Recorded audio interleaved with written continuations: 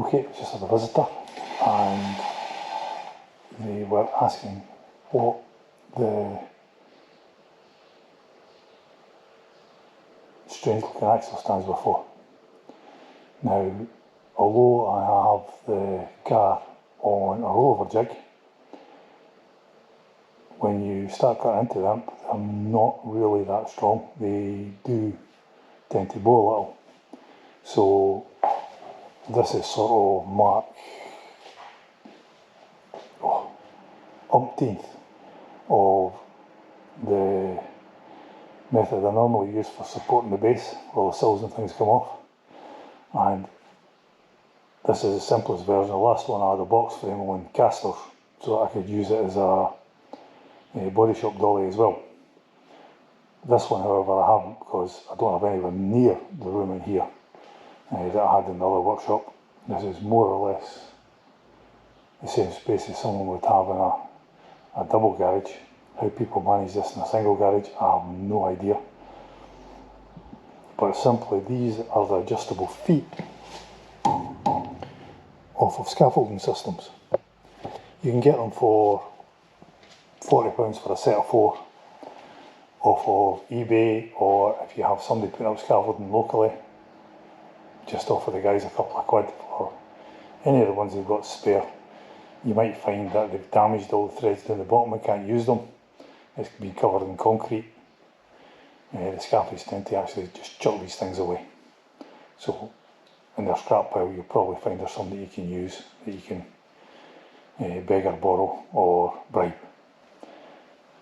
These stands are 3-ton stands that actually have a diameter on the top and the same as the axles, and all I've done is took the top out, turned it upside down and actually used the wing adjusters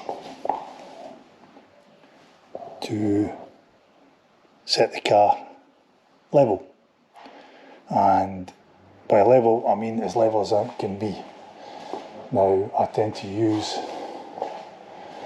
have I got left it lying about?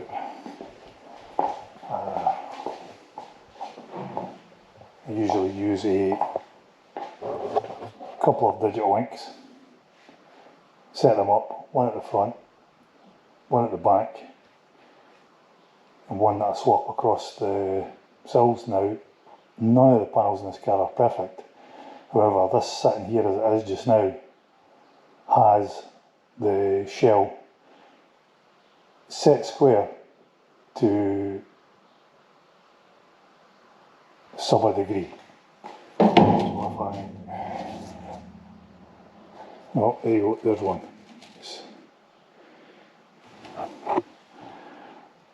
0.9.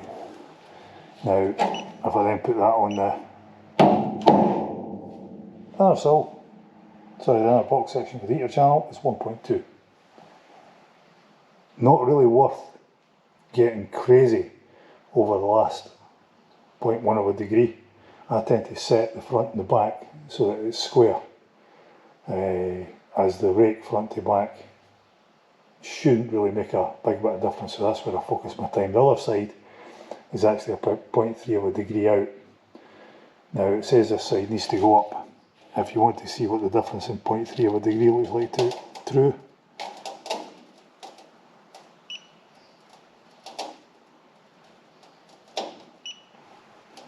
what's that about? Maybe 3mm. So a millimetre per degree, but both are sloping down. Both have the same sort of issues and difference between these and the heater box sections. So we can be sure that these two have not been put in with any sort of precision. The tolerance on the jigs at the factories were probably about the same as I'm allowing just now. So I'm not going to break any sweat on getting that to the last degree, like you would in a kitchen or something that's more precision. So literally the car is sitting on the jig, it's not moving anywhere. The jig supports it front to back. These are sitting on the floor sections either side two very strong box beams from an old industrial shelving system. Normally I would use scaffolding battens because again I can normally get them off anybody doing scaffolding, or pick them up for £5 a piece to run the full length, and I just cut off the ends, screw it down, and we end up having something that we can use to hold the car steady, square, and also support its weight. But it is important to have it lifted up so that it's snug underneath and taking the weight of the car rather than the jig, and these just roughly rolling it on. It does need to sit in them. So that's just a quick one on that while I was taking a break. But that's me for